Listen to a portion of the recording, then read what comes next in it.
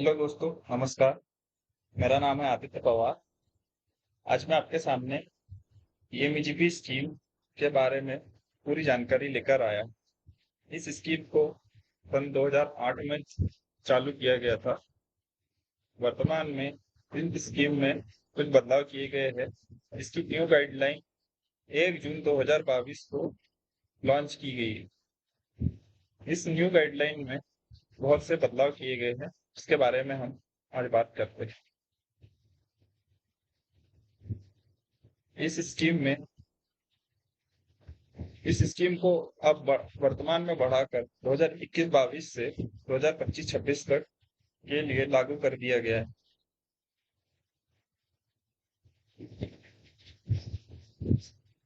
चलिए अब हम जानते हैं पीएमईजीपी स्कीम 2021-22 की नई गाइडलाइन के बारे में।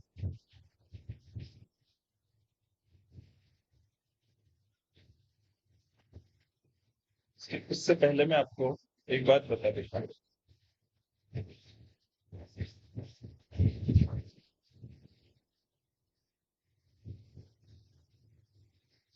पीएमईजीपी स्कीम का पूरा नाम prime minister employment generation programme है तथा जिसे हिंदी में प्रधानमंत्री रोजगार सृजन योजना कहा गया है।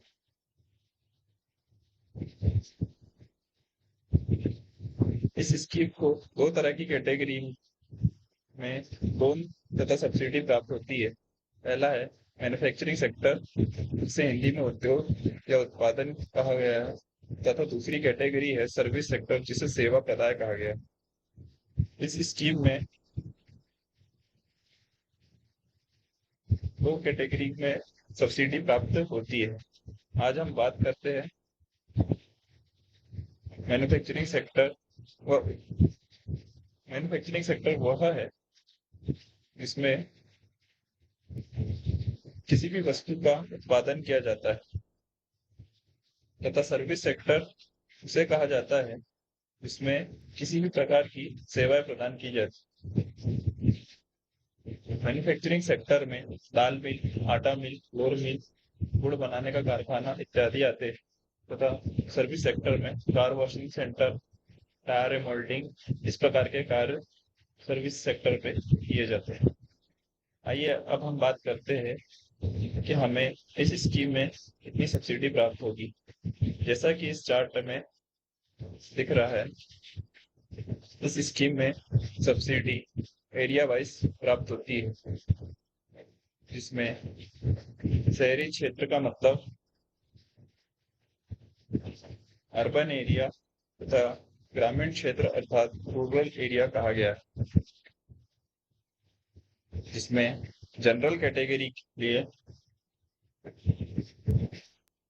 जनरल कैटेगरी वाले लोगों को अपना own contribution 10% total project cost का लगाना होगा, तथा इन्हें शहरी क्षेत्र में 15% सब्सिडी प्राप्त होगी, तथा ग्रामीण क्षेत्र में टोटल प्रोजेक्ट कॉस्ट का 25% सब्सिडी प्राप्त होगी। दूसरा है स्पेशल कैटेगरी, जिसमें SC, ST, OBC, women, ex serviceman, transgender, north east region के लोग तथा हिली एरिया, बॉर्डर एरिया के लोग आते हैं, जो कि गवर्नमेंट ऑफ इंडिया द्वारा नोटिफाइड है। इसमें आपको अपना ओन कंट्रीब्यूशन 5% लगाना होगा। इसमें शहरी क्षेत्र के लिए 25% सब्सिडी प्राप्त होती है, तथा ग्रामीण क्षेत्र के लिए 35% सब्सिडी प्राप्त होगी आपके टोटल प्रोजेक्ट कॉस्ट पे। चलिए अब हम बात करते हैं कि मैन्युफैक्चरिंग सेक्टर के लिए हम कितने रुपए तक का प्रोजेक्ट लगा सकते हैं। The maximum cost of the project of manufacturing sector is 50 lakh. इसका मतलब ये हुआ कि हम मैन्युफैक्चरिंग सेक्टर के लिए अधिकतम 50 लाख रुपए तक का प्रोजेक्ट लगा सकते हैं। दूसरा है सर्विस सेक्टर। सर्विस सेक्टर में हम अधिकतम प्रोजेक्ट कॉस्ट 20 लाख तक लगा सकते हैं। इसका मतलब ये है कि मैन्युफैक्चरिंग सेक्टर में हमें टोटल 50 लाख रुपए तक के प्रोजेक्ट पर सब्सिडी प्राप्त होगी तथा सर्विस सेक्टर में हमें टोटल 20 लाख तक के प्रोजेक्ट पर सब्सिडी प्राप्त होगी। इसके अलावा अगर आप से अधिक का प्रोजेक्ट लगाते हैं तो उस पे आपको सब्सिडी प्राप्त नहीं होगी।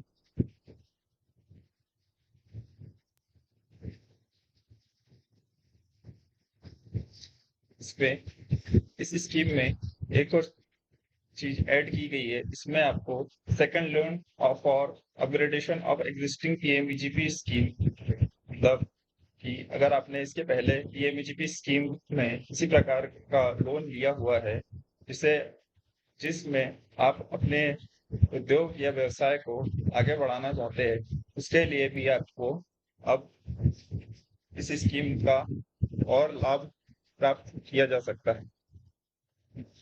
इस स्कीम में किसी भी प्रकार की कोई कैटेगरी को बांटा नहीं गया है, ये सभी के लिए एक समान है। इसमें बेनिफिशियरी का ओन कंट्रीब्यूशन 10% रहेगा तथा तो टोटल प्रोजेक्ट कॉस्ट का 15% आपको सब्सिडी प्राप्त होगी। यह स्कीम मैन्युफैक्चरिंग सेक्टर को अपग्रेडेशन के लिए 1 करोड़ तक का लोन आपको प्राप्त होगा। इसमें मैक्सिमम सब्सिडी 15 लाख रुपए प्राप्त होगी तथा सेकंड है सर्विस सेक्टर के लिए इस स्कीम में आपको अधिकतम 25 लाख रुपए तक का प्रोजेक्ट आप लगा सकते हैं, जिसमें अधिकतम सब्सिडी आपको 3.75 लाख प्राप्त होगी। चलिए अब हम बात करते हैं एलिजिबिलिटी कंडीशन ऑफ बेनिफिशियरी, मतलब कि आपको पीएमईजीपी स्कीम में अप्लाई करने के लिए क्या क्या एलिजिबिलिटी रिक्वायरमेंट है। सबसे पहला है आपकी एज मिनिमम 18 साल पूर्ण कर लिए होना चाहिए। दूसरा है कि आप आपके द्वारा किसी भी तरह से पीएमईजीपी स्कीम से किसी भी प्रकार की कोई इनकम नहीं हो। तीसरा पॉइंट है कि यदि आपका प्रोजेक्ट कॉस्ट मैन्युफैक्चरिंग सेक्टर के में 10 लाख रुपए तथा सर्विस सेक्टर में 5 लाख रुपए से ऊपर का है, तब आपको कम से कम 8वीं कक्षा पास होना जरूरी है। मतलब यह है कि अगर आपका मैन्युफैक्चरिंग सेक्टर का प्रोजेक्ट 10 लाख से ऊपर है तथा सर्विस सेक्टर का प्रोजेक्ट 5 लाख से ऊपर है, तब आपको कम से कम 8th पास होना कंपलसरी है। और इसमें फोर्थ एलिजिबिलिटी की कंडीशन है कि पीएमईजीपी जो स्कीम है वो सिर्फ न्यू प्रोजेक्ट के लिए ही एप्लीकेबल है। फोर्थ है जो फोर्थ इसमें एलिजिबिलिटी क्राइटेरिया है, इसमें ये कहा गया है कि जो पुरानी यूनिट है, मतलब एग्जिस्टिंग यूनिट है, जिसमें किसी भी तरह के गवर्नमेंट ऑफ इंडिया द्वारा किसी भी तरह से सब्सिडी प्राप्त हो रही है, वह लोग इस स्कीम का लाभ नहीं ले सकते। पर इसमें जो सेकंड स्कीम जो अभी गवर्नमेंट ऑफ इंडिया द्वारा पीएमईजीपी के सेकंड अपग्रेडेशन के लिए जो लॉन्च की गई है, उसमें आप पीएमईजीपी या किसी भी तरह का कोई यूनिट है जिसमें पीएमईजीपी द्वारा पहले लोन लिया गया, तो वो सेकंड लोन के लिए एप्लीकेबल है।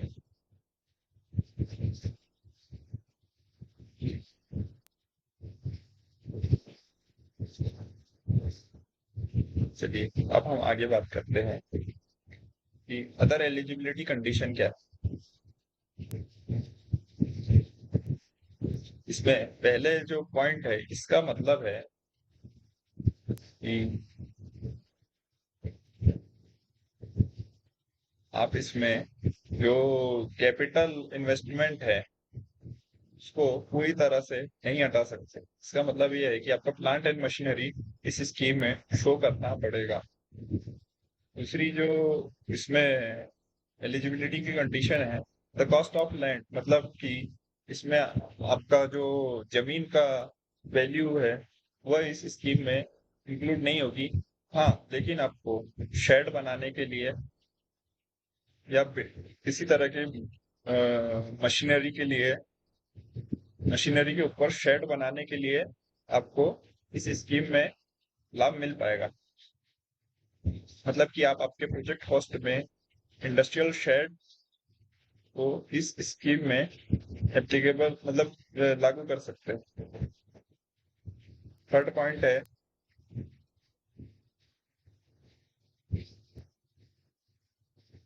कि इस स्कीम में आप किसी भी तरह का पॉल्यूशन वाला या तो फिर जो लोकल गवर्नमेंट द्वारा जिस चीज में बैन किया गया है उस तरह की किसी भी यूनिट को आप इस स्कीम के द्वारा लाभ नहीं प्राप्त किया जा सकता।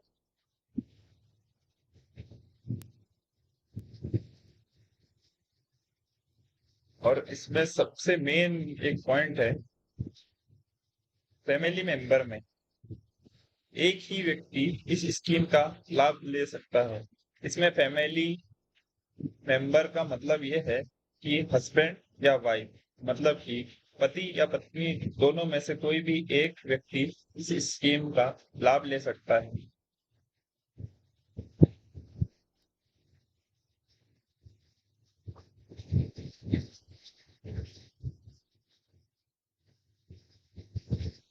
चलिए अब हम आगे बात करते हैं कि इस स्कीम में हमें किस तरह के डॉक्यूमेंट की रिक्वायरमेंट होगी।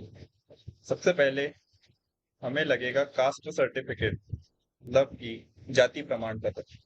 दूसरा है स्पेशल कैटेगरी सर्टिफिकेट।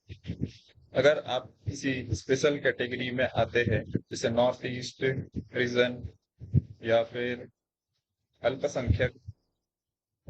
तीसरा पॉइंट है कि अगर आपकी यूनिट अगर रूरल एरिया में मतलब ग्रामीण क्षेत्र में लगा रहे हैं तो आपको उसका सर्टिफिकेट देना पड़ेगा। इसका मतलब ये है कि जहां पे आप यूनिट स्थापित कर रहे हैं वह ग्राम पंचायत में होना आवश्यक है तथा जिसकी जनसंख्या 20,000 से अधिक ना हो। इसमें चौथा है प्रोजेक्ट रिपोर्ट मतलब कि जो भी आप यूनिट स्थापित करने जा रहे हैं उसकी डिटेल्ड प्रोजेक्ट रिपोर्ट की रिक्वायरमेंट होगी। पांचवा पॉइंट है आपका एजुकेशन सर्टिफिकेट मतलब कि आपकी कम से कम 8वीं की मार्कशीट या उससे ऊपर जो भी आपके पास है।